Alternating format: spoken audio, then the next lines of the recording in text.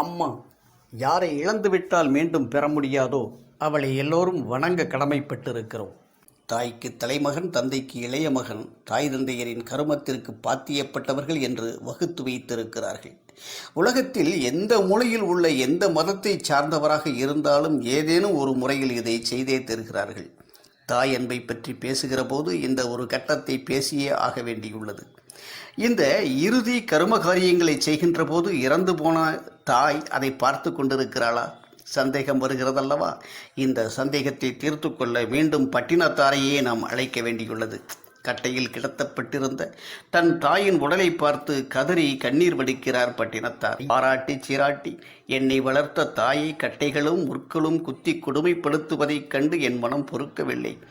தயவு செய்து பச்சை வாழை மட்டையை கொண்டு வாருங்கள் என்று கொண்டு வரச் செய்து அதில் தன் தாயை கிடத்தி எரியூட்டுகிறார் என்றால், உடலை விட்டு உயிர் பிரிந்து போனாலும் அங்கே நடக்கின்ற நிகழ்வுகளை தன் தாய் ஆத்மாவாகி பார்த்து கொண்டிருக்கிறாள் என்று உணர்ந்துதானே அப்படி வருந்தினார். பட்டினத்தாரின் தாய் மட்டுமல்ல, எல்லோருடைய தாயும் அப்படிப்பட்ட நிலையில் பார்த்து கொண்டுதான் இருப்பார்கள். தன் மகன் உருக்கத்தோடு கர்மக்கிரியைகளை செய்கிறானா, கடமைக்கு செய்கிறானா என்பதை அந்த ஆத்மா பார்த்து கொண்டுதான் இருக்கும். அப்போது அந்த மகன் நடந்து கொள்கின்ற நிலைக்கு தக்கபடி பின்னால் அந்த குடும்பம் பலனடையும் என்பது உண்மை. உயிரோடு இருந்தபோது அந்த உடலுக்குள் இருக்கும் ஆன்மா அந்த உடலுக்கு கட்டுப்பட்டுத்தான் செயல்பட முடியும். ஆனால் அந்த ஆன்மா இருக்கும் உடலில் இருந்து பிரிந்த பின்பு அந்த உடலில் இருந்து வெளியேறும் ஆன்மாவால் பல அற்புதங்களை நிகழ்த்த முடியும். உடலில் இருந்து வெளியேறிய ஆன்மா பஞ்சபூதங்களையும் தனக்கு சாதகமாக ஆக்கிக்கொள்ள முடியும்.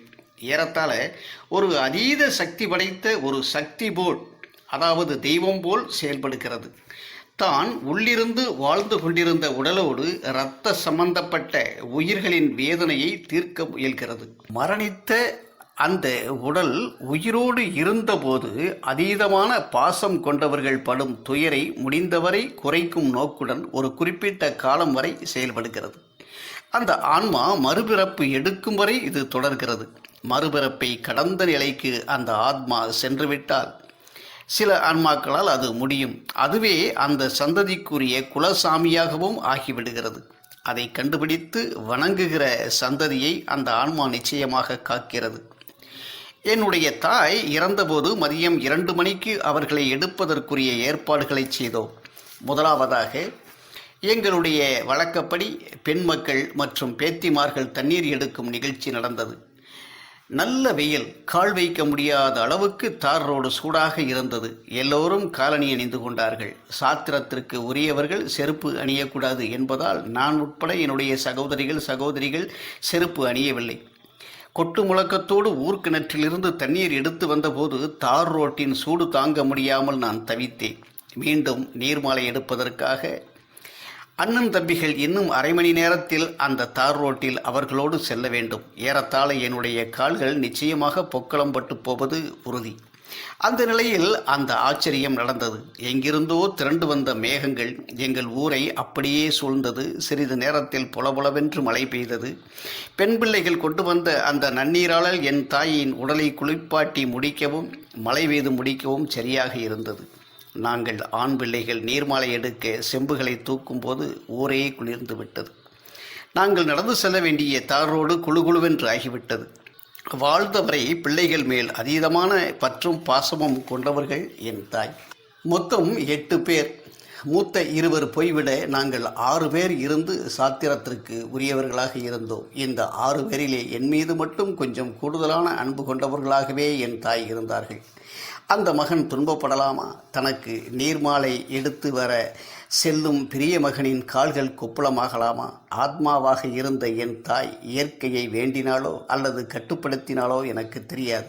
ஆனால் தன் மகன் துன்பப்படக்கூடாது என்பதற்காக மழையை வரவழைத்து பெய்யச் செய்தாள் என்பது மட்டும் உண்மை. அதே போல இடுகாட்டில் என் தாயின் உடலை புதைத்து கொண்டிருந்த போது அந்த பக்கமாக இருந்து பெரிய மழை வந்து கொண்டிருந்தது.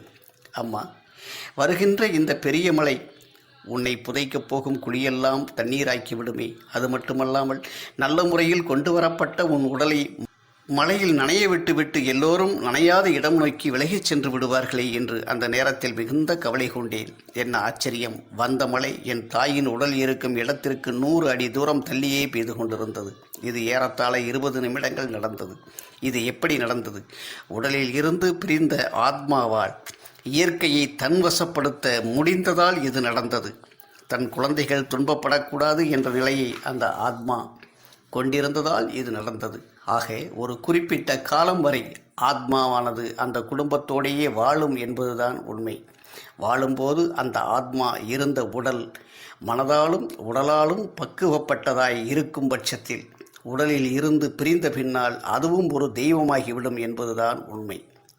குலதெய்வங்கள் இப்படித்தான் உருவாகி இருக்கும் என்று நான் நம்புகிறேன். அப்படி குலதெய்வமாக ஆகிவிட்டால் அந்த குலதெய்வத்திற்கு ஒரு கோயில் வேண்டுமல்லவா? அதைத்தான் ஔவையார் சொல்லி வைத்தார். தாயிற் சிறந்த கோயிலும் இல்லை. அந்த கோயிலுக்கென்று ஒரு மந்திரம் வேண்டுமல்லவா? அதுதான் தந்தை சொல்.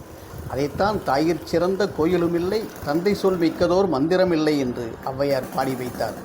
தாயன்பு எப்படிப்பட்டது என்பதை நீங்கள் எளிதாக புரிந்து கொள்ள வேண்டும் என்பதற்காக நடந்த ஒரு உண்மை நிகழ்ச்சியை உங்களோடு நான் பகிர்ந்து கொண்டேன். நன்றி. மீண்டும் சந்திப்போம்.